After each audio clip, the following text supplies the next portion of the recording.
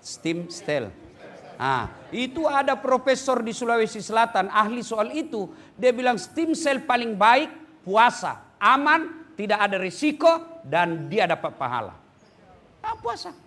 Bagaimana caranya Ustaz? Misalnya hari Kamis besok, ya sudah niatkan. Saya tidak bisa makan sahur Ustaz. Begitu mau tidur, niat saya mau puasa besok. Minum air atau makan buah atau makan seadanya nasi, niatkan puasa besok.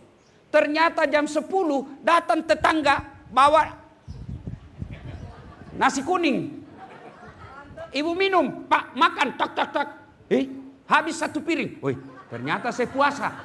Lanjut, itu rezekimu yang 1 piring. Lanjut, tidak apa-apa, boleh. Ternyata siang datang lagi orang bawa es dawet. Habis lagi. Saya puasa. Lanjut, itu rezekinya. Asar lagi, ada lagi datang bawa pisang goreng. Wah, enak betul. Pas habis, puasa. Lanjut, rezekimu. Yang penting betul-betul lupa. Bagaimana kalau lagi makan tiba-tiba ingat, saya puasa. Maka yang ada di mulut wajib dimuntahkan lalu bersihkan. Jangan masuk pisang goreng setengah, puasa, terlanjur. Batal. Ya, coba diamalkan. Puasa Senin Kamis. Yang berikutnya perempuan dirindukan oleh surga adalah mereka yang menjaga harga dirinya. Salah satu cara menjaga harga diri, tidak boleh keluar rumah tanpa izin suami. Ini yang banyak dilanggar perempuan sekarang. Haram hukumnya perempuan keluar rumah tanpa izin suami. Ini baru 10 menit pergi suaminya, dia telepon temannya. Mbak, tunjungan plaza mbak. Ya wes, nyusul. Sampai jam 1 suaminya menelpon. Mbak, di mana kau mbak? Aduh, banyak sekali pertanyaanmu. Boleh seperti ini. Laknat Allah. Dengar hadis Nabi. Laknat Allah bagi mereka perempuan yang keluar rumah tanpa izin suaminya. Ini yang banyak dilanggar perempuan modern. Itulah bedanya kita wanita muslimah dengan wanita munafik. Ya, jangan pernah keluar rumah, izin. Ibu masih ingat kisahnya, Nabi datangi rumahnya Abu Darda. Begitu beliau ketuk pintu, Assalamualaikum. Ya sahibul bait, tidak ada jawaban. Telepon lagi, tidak ada jawaban. Keluar istrinya Abu Darda. Nabi berkata, mana suamimu? Silakan masuk ya Rasul. Mana dulu suamimu? Pergi ke pasar, masuk ya Rasul. Apa kata Nabi? Haram hukumnya kami masuk ke rumahmu tanpa izin suamimu. Ini Nabi loh bu. Jadi wanita muslimah menjaga harga diri. Satu di antaranya, jangan pernah keluar rumah tanpa izin suami. Ini perkara gampang, tapi itulah setan berhasil. Dia goda kita. Akhirnya apa? Sedikit dosa, sedikit pahala, banyak dosa. Mau masuk surga. Kau kira ada orang dalam?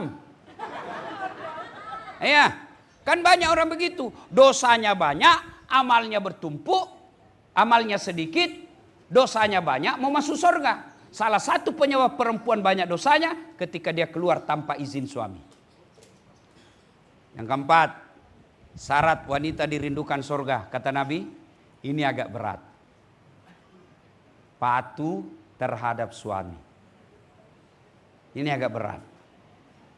Ibu-ibu, boleh jawab dengan jujur? Bu, kalau misal ibu gajinya 1 bulan 5 juta. Ya, karena ibu dagang nih. Ibu penghasilannya 1 bulan 5 juta. Suami penghasilannya cuma 2 juta 1 bulan. Kira-kira ibu masih menghormati suami enggak?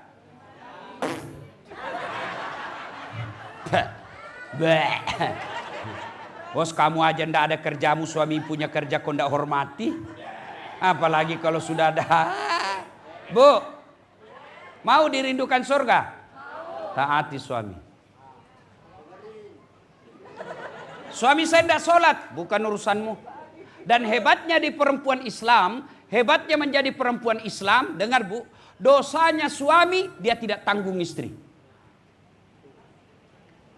Sebaliknya, dosanya istri ditanggung oleh suami. Jadi kalau ada perempuan nanti di akhirat Ketika belum bergerak kakinya diadili, ada 4 laki-laki yang harus tanggung jawab terhadap perempuan itu. Siapa? Yang pertama bapaknya, yang kedua saudara laki-lakinya, yang ketiga suaminya, yang keempat anak laki-lakinya. Ketika ada perempuan wafat dan dia tidak baik agamanya, ditanya, mana bapaknya ini? Saya sudah didik anak saya itu. Dari kecil saya didik sampai menikah. Setelah ijab kabul, bapak tahu namanya ijab kabul. Ijab penyerahan, kabul serah terima. Itu ijab kabul. Ketika bapak sudah saya terima nikahnya ini bin ini dengan mahar, itu berarti tanggung jawab bapaknya ibu pindah ke tanggung jawab suami. Saya sudah didik anak saya, itu suaminya tuh yang tidak beres. Maka dicari suaminya, mana suaminya nih? Oh ini, oh kau rupanya pantas istrimu gini, kau tidak pernah hadir berjamaah di masjid. Pantas istrimu gini, kau terlalu sibuk cari uang, tidak pernah kau ajar anak istrimu. Pantas istrimu tidak sholat, kau sendiri tidak sholat. Maka jangan pernah menghina suami. Karena suami dia tanggung istrinya dunia, juga dia tanggung istrinya di akhirat. Gue pikir gampang jadi suami. Hah? Malu itu suamimu kalau kau pulang lebaran tidak pakai baju baru. Kalau perlu suami tidak usah pakai emas, yang penting istrinya pakai emas. Iya. Mana pernah ibu pikirkan suami pakai emas? Enggak, paling istri. Maka jangan suka ngomel. Ngomel aja kerjanya. Sudah suka ngomel, malas masak. Suaminya mau makan, dia bilang go food. Ibu-ibu. Perempuan dulu bu gampang masuk surga. Kenapa bu gampang masuk surga? Perempuan dulu tidak punya WhatsApp. Apa itu WhatsApp potensi masuk neraka? Iya, kenapa? Dia pakai gosip grup. Satu di Surabaya, satu di Madura, satu di Jakarta. Yang dia gosip temannya yang pergi umroh. Itu di grup tuh dia tidak ketemu. Kalau dulu mau gosip mesti ketemu pak.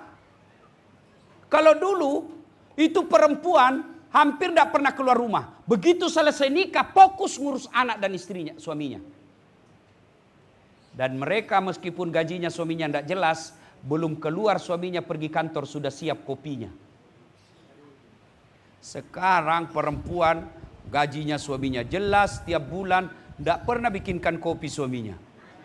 Mana buktinya? Coba lihat pagi-pagi warung kopi penuh. So inilah semua suami yang tidak dibikinkan kopi. Boleh tidak suami? Boleh tidak istri tidak masak? Boleh, tapi tidak ada pahalamu. Ayo, sekarang semua GoFood. Kalau semua GoFood, dari mana dapat ibu pahala? Bukankah ke pasar pahala?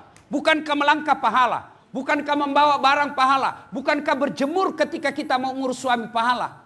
Ibadah 24 jam bagi suami istri adalah rumah tangga. Tidak ada susahnya Allah wafatkan Nabi dalam keadaan sholat. Tidak ada susahnya Allah wafatkan Nabi dalam keadaan tahajud. Tidak ada susahnya Allah wafatkan dalam keadaan tawaf. Tapi Rasulullah tidak dalam sholat, tidak dalam keadaan puasa, tidak dalam keadaan tawaf, tapi di pangkuan istrinya.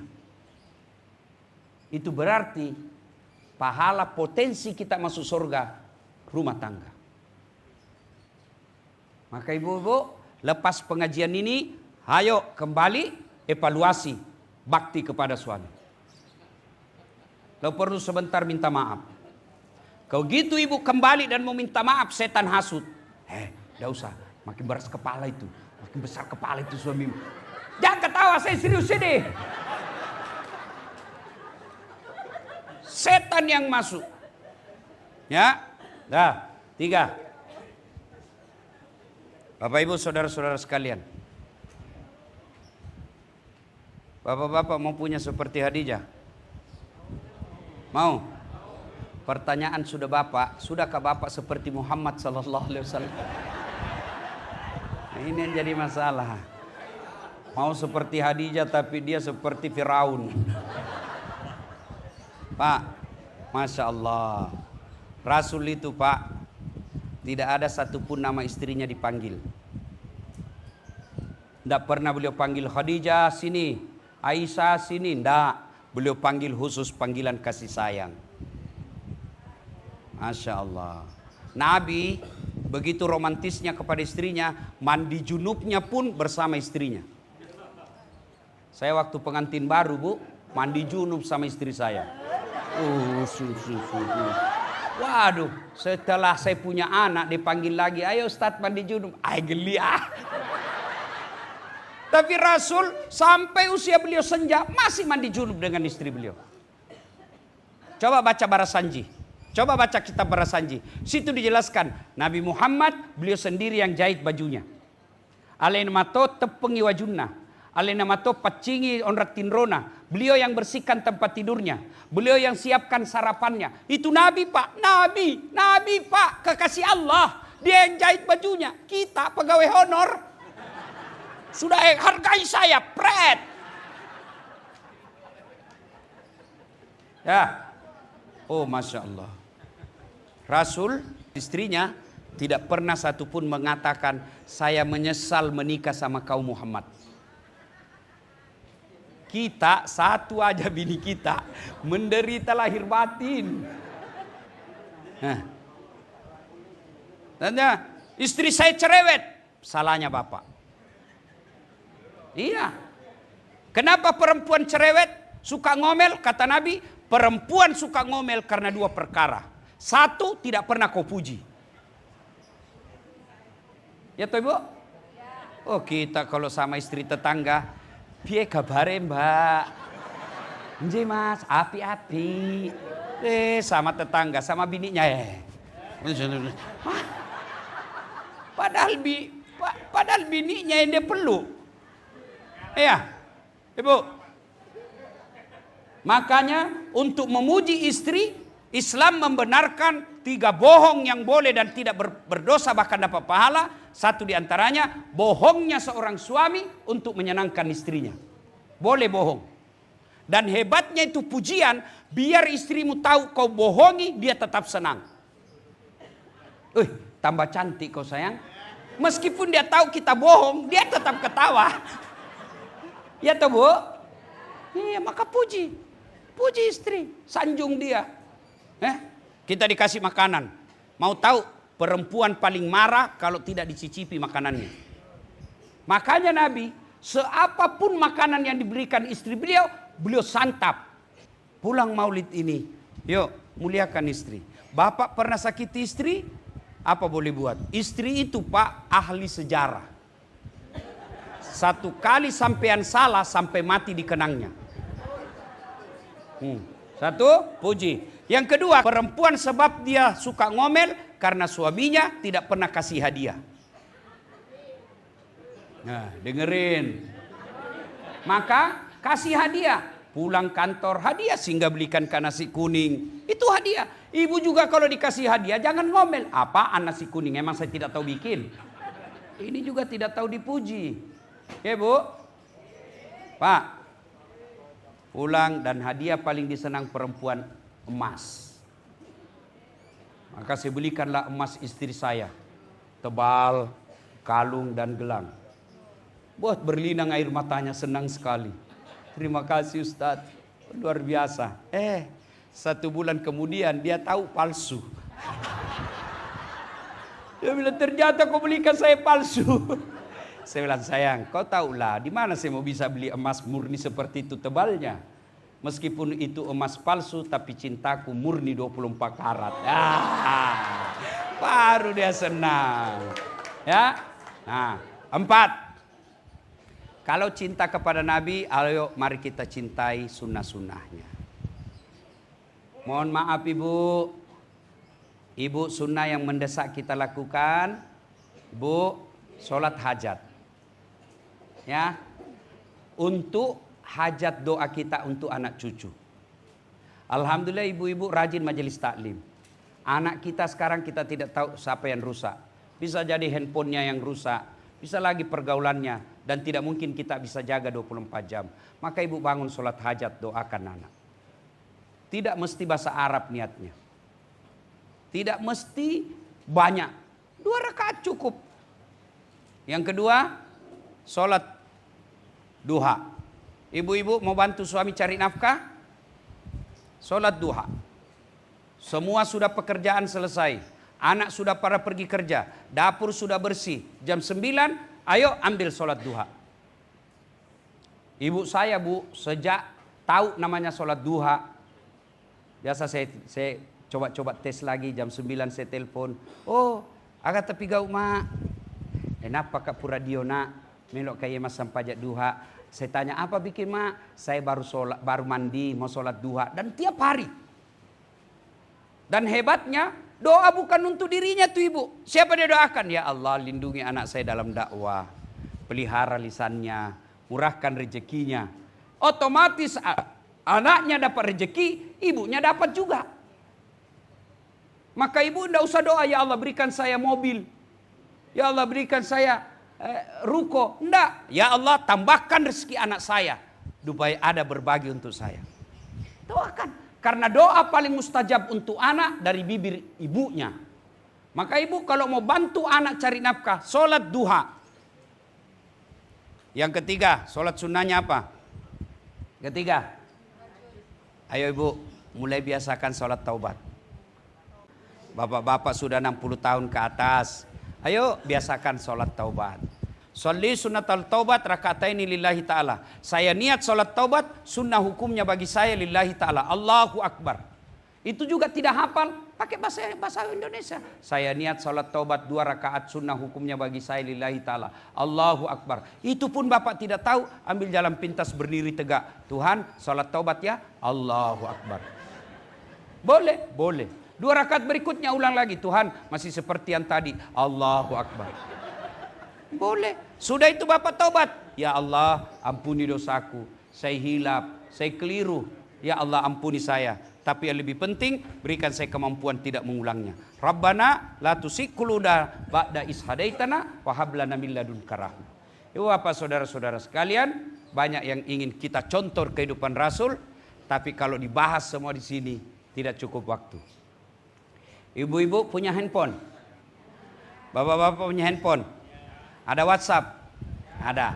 Di aplikasi WhatsApp itu ada namanya aplikasi Meta. Ada ya? Ada ya? Ibu tulis, ketik, pencet itu Meta, keluar ruang ketik. Maka ibu ketik, bagaimana Rasulullah makan. Keluar semua itu. Sekarang hanya orang malas yang tidak bisa belajar agama. Semua ada.